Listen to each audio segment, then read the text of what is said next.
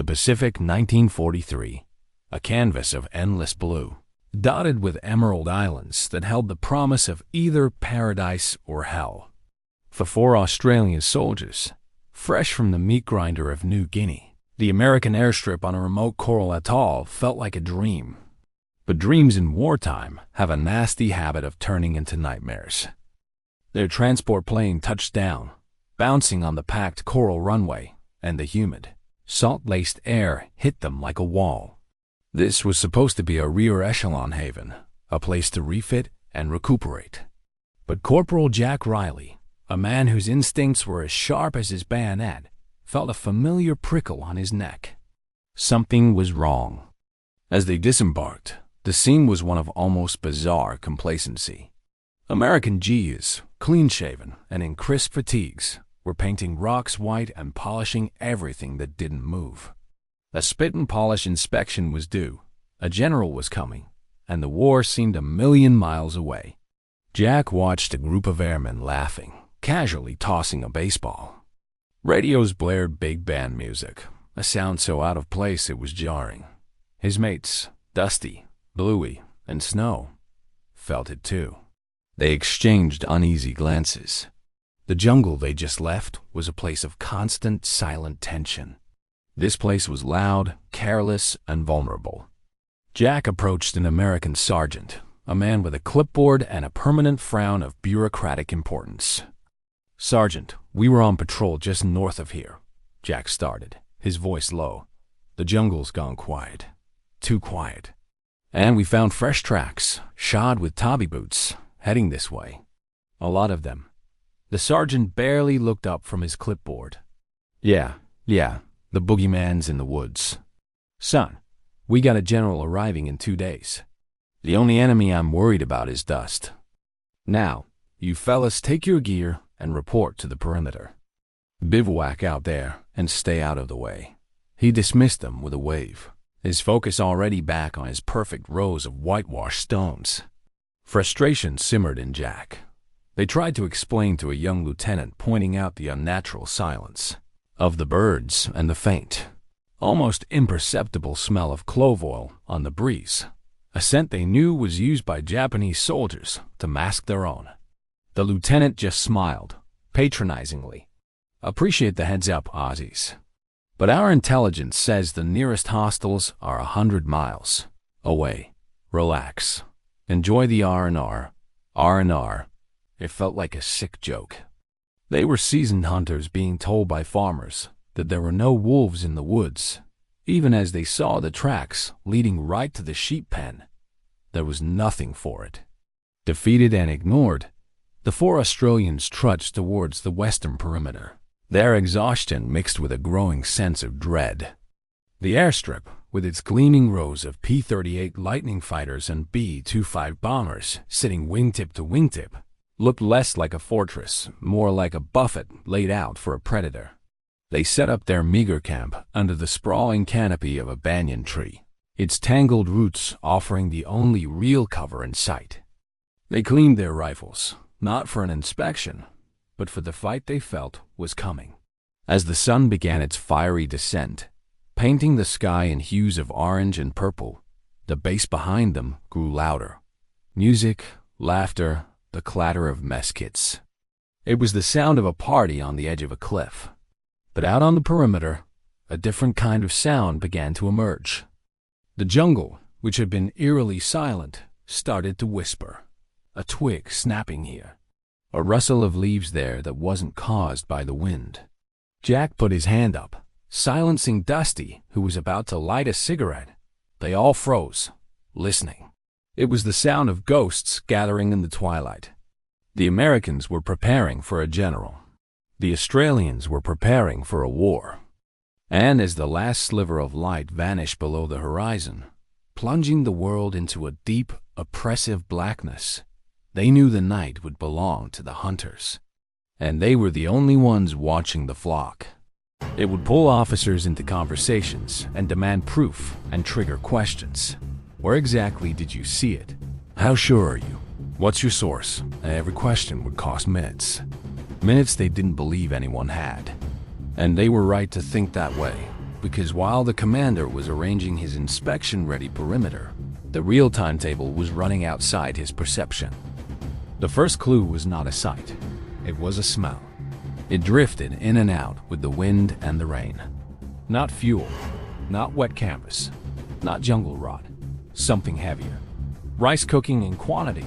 Fish sauce sharp enough to carry through damp air. A kitchen smell that meant one thing in this kind of war: more mouths than a patrol. The second clue was geometry. Straight lines where there should have been none. A cable glimpsed through a break and leaves beyond the wire. Then gone again. Rubber-coated. Manufactured. Laid by someone who planned to communicate, not improvise. Local raiders didn't lay communications like that. Small groups didn't bother. This was the nervous system of something larger. And the third clue was the base itself. The base behaved like a place with time. Like a place that would find out tomorrow if anything was wrong. The Australians behaved like men who believed tomorrow might not arrive intact. They kept watching, not dramatically, not like heroes. Like workers who know something is off and can't leave until it's fixed. A young American airman stepped around them and muttered something under his breath about attitude. He didn't know the Australians were counting the rhythm of guard shifts. He didn't know they were tracking where the perimeter thinned and where a mortar registration point would be most effective. He didn't know they were watching the base's certainty harden into complacency. In the command hut, radios crackled with routine. A clerk typed. A sergeant checked manifests. The commander's mind stayed where it had to stay, on tomorrow's inspection and the comfort of green-shaded maps. Then night began to drop, not slowly, quickly, like a lid. In the Pacific, darkness wasn't just a lack of light. It was a change in the rules. It made distance deceptive. It made movement easier for the side that had planned for it. And something had planned for it. The Australians didn't need a new sign to decide. They had enough already.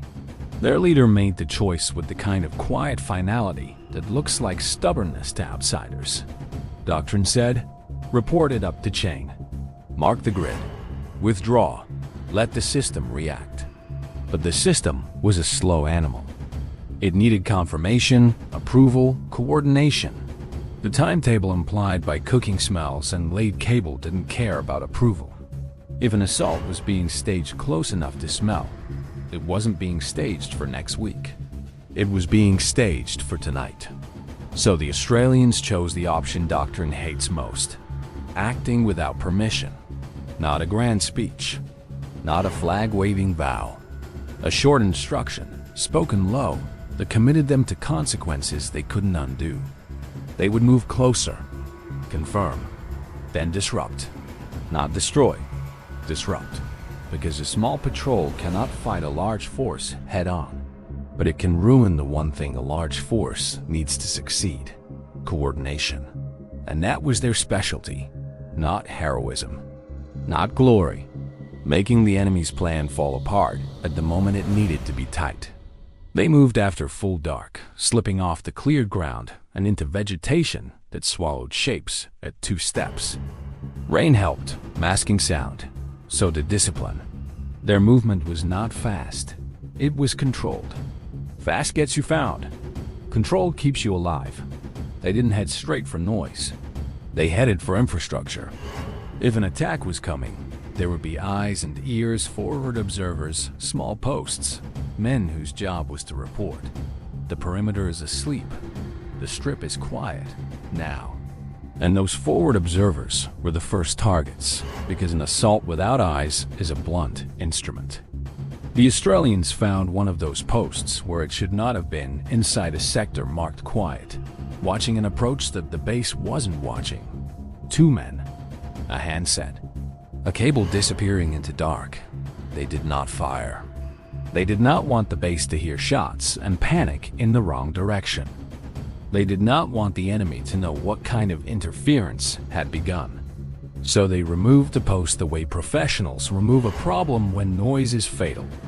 Close, silent, final, not theatrical, not cruel. Simply done. Then they left something behind. A playing card. The ace of spades, not because they believed in superstition, because they understood how fear travels faster than facts in the jungle. A symbol makes men fill gaps with stories. Stories create hesitation. Hesitation breaks timetables. The card was an instrument, a message designed to be misunderstood in exactly the right way. Now the enemy had a problem that was not on his map. Someone inside his perimeter, someone confident enough to leave a signature. Next, they went after the cable. Cutting it would be too clean, too obvious. It would prompt immediate correction. Better to make it unreliable. They tapped it and listened. It wasn't chatter. It was procedure, roll calls, time checks, short commands. A network operating the way a network does when it believes it is unseen. Then the Australians did the smallest, most dangerous thing you can do to an organized force. They injected uncertainty. Not by shouting, not by making themselves known, by causing messages to vanish, by forcing repetitions, by creating small delays that grew into doubt. An officer doesn't panic because one call doesn't connect. He panics when 3 don't connect. When the forward post doesn't answer. When the men he sent to check don't come back. When the pattern stops matching training. That's how you make a regiment start looking inward instead of outward. The Australians repeated the method. Another observer removed. Another card left. Another cable segment made unreliable. Another small gap created in the enemy's awareness. And then the first real reaction hit. Somewhere deeper in the staging area, a relief party reached a post that should have been dull routine and found silence, bodies, and that white card glaring in a wet world. A shout carried, then another. Then a burst of nervous fire into the tree line at nothing. Fear doesn't start as screaming. It starts as men checking each other's faces and realizing nobody has a clean explanation. A disciplined force can absorb fear if leadership is steady. But leadership needs information. And the Australians were taking information away, one thread at a time. Inside the American base, the perimeter heard distant cracks of rifle fire, then nothing. A few sentries shifted their weight. Someone reported possible activity on a radio net. The report was logged and filed into the same category as every other possible activity in the Pacific. Uncertain, unconfirmed, not worth breaking the schedule. The inspection still mattered. The paperwork still mattered. That was the base's second misread. Because the enemy's timetable was now in motion. And even disrupted timetables still move forward when the decision to attack has already been made. The Australians knew that too. They couldn't stop an assault forever. They could only steal its coherence. So they went one level higher. If you want a large force to stumble, you don't just break its eyes. You shake its head. They moved toward the command element, not to fight it, to touch it. Touch is what breaks certainty. They crept close enough to hear voices over rain, officers arguing over maps. A plan being rechecked because something felt wrong and nobody could name what. The Australians waited for a moment that never comes in neat stories, a moment where chance and training align. A distraction, a shift. A guard turning his head because something in the dark doesn't sound right. They used a device designed for a specific purpose, noise without presence. A delayed sound maker that imitated heavy gunfire, brief, sharp, convincing. It detonated on the far side of the command post, where it would pull attention and bodies away from where the Australians actually were. The reaction was immediate. Guards pivoted. Shots snapped into vegetation. Officers shouted contradictory orders. Men moved toward the sound, exactly as they were supposed to. And while the enemy ran toward a phantom, the Australians moved through the hole that opened behind him. They didn't shoot. They didn't need to. They disabled radios. They cut map cords. They wrecked the small, fragile tools that make a plan coherent. A timetable is just ink without communication. And then, in the center of the command space, they did something that was not physically destructive, but was psychologically surgical. They pinned an ace of spades to the main map. Not with a flourish, with a knife driven into damp paper. A message that said, "We were here, inside your center, and you didn't stop us." That doesn't kill men. It makes them doubt every perimeter they trust. And doubt is lethal when you're about to coordinate an assault in darkness. The Australians didn't stay to watch the result.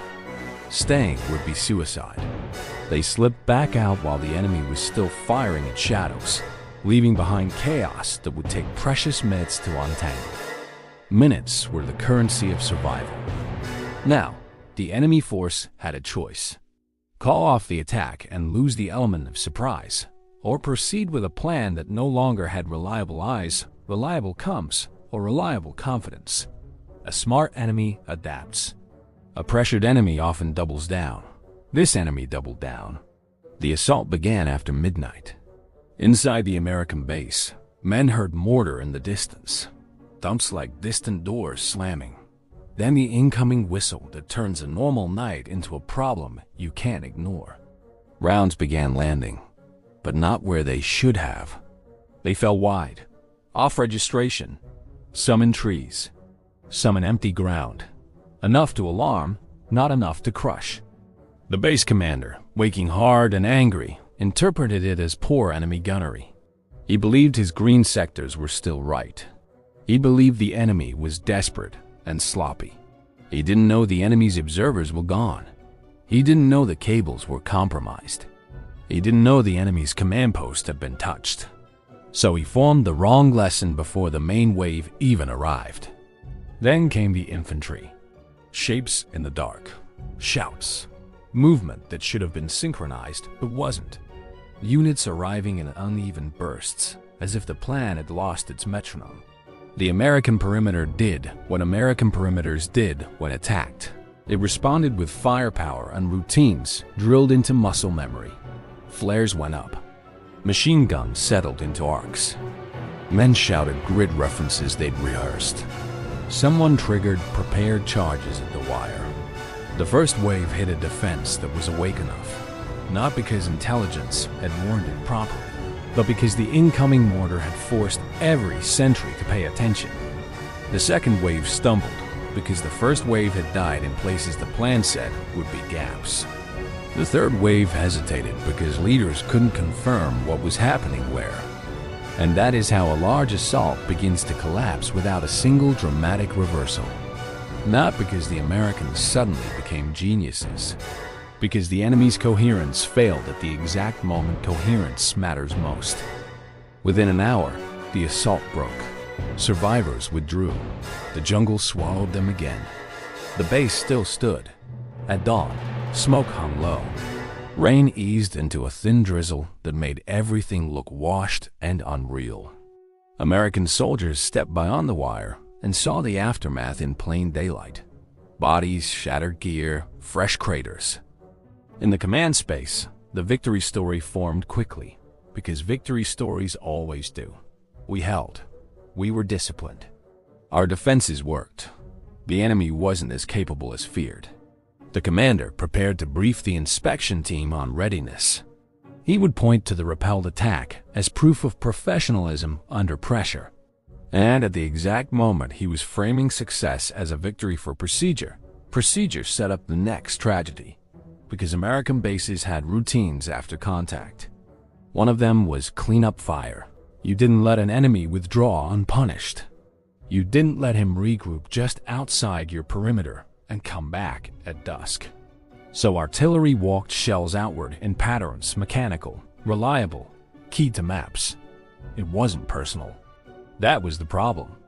Outside the wire, in terrain that use intelligence still described as quiet, the Australians were withdrawing along the routes they had chosen in the dark. They were tired now.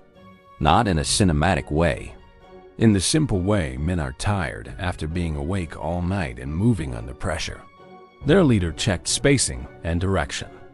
They moved with the quiet urgency of men who believe the worst is behind them, but know the jungle can still punish mistakes.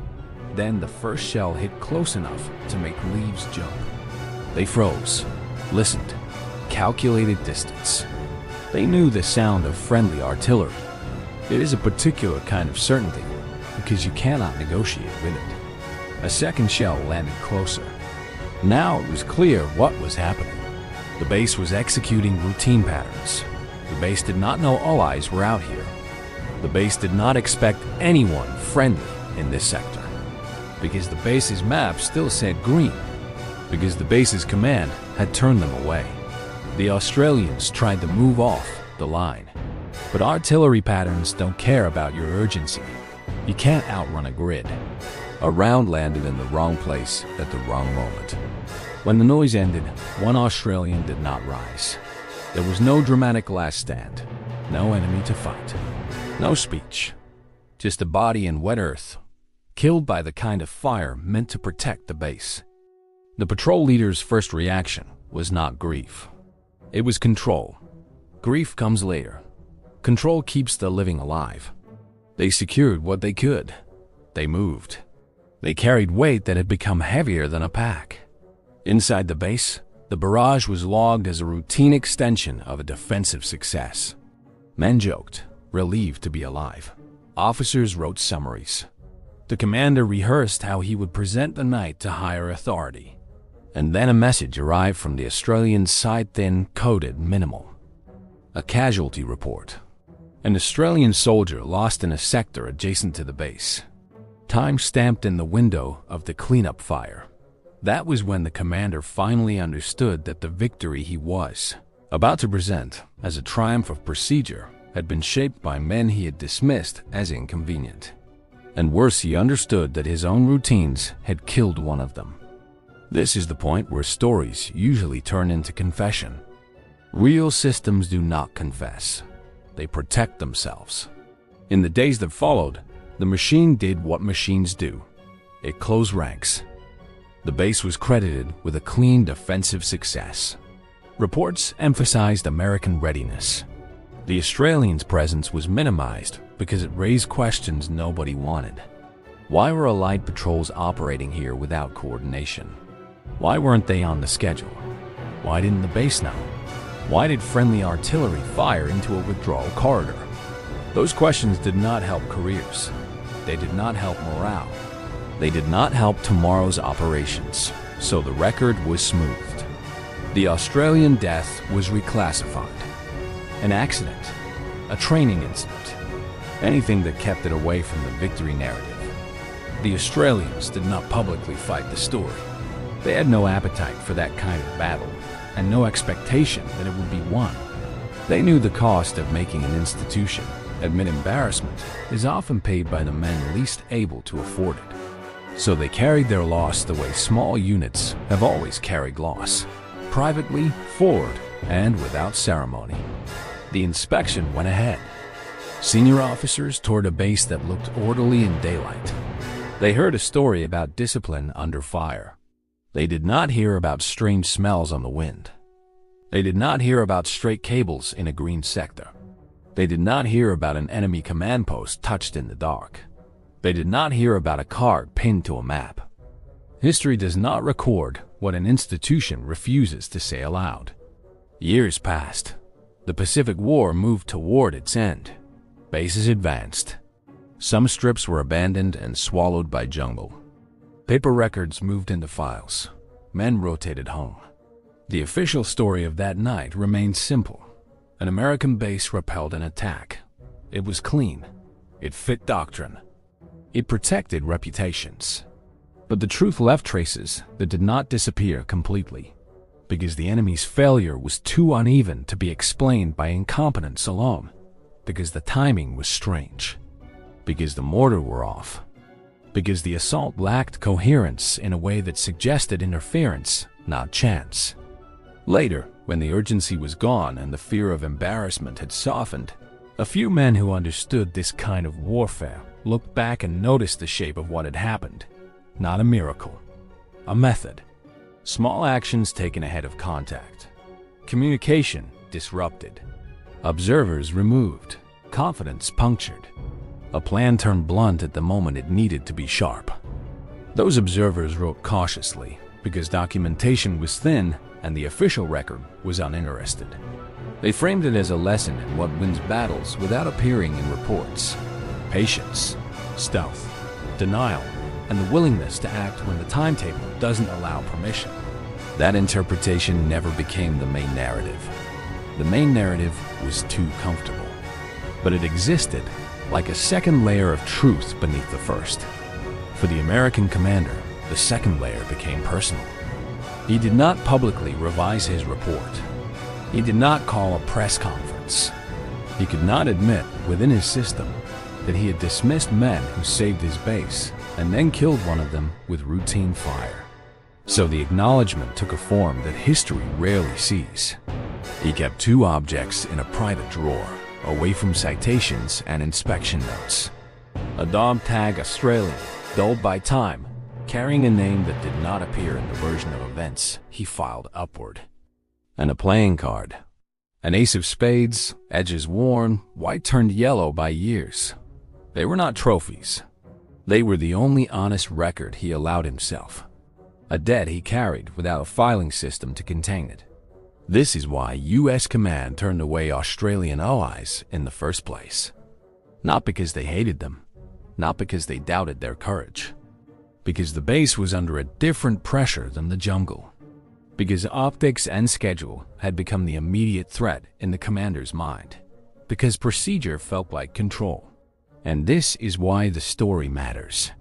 Because the base survived and still got the lesson wrong. The American system credited order and firepower for a result that had been shaped, quietly and dangerously, by men operating under a harsher calculus. Men who accepted being misread because explanation would have cost time. Men who didn't ask for praise because praise was not the point. Men who saw an attack forming in a quiet sector and acted because the timetable didn't allow the chain of command to wake up fast enough. History remembers what can be filed cleanly: a repelled assault, a successful defense, an inspection passed. What it forgets is what made that success possible and what that forgetting cost. Not a grand tragedy recorded in headlines. A single body in wet jungle earth, killed by friendly routines, while a base celebrated a victory it didn't fully understand. And somewhere, years later, a commander opening a drawer and seeing 2 small objects that refused to let the neat version of the story stay neat. A tag, a card, a debt, and the quiet knowledge that in war, the most decisive actions often happen outside the record by people the record is designed to push aside.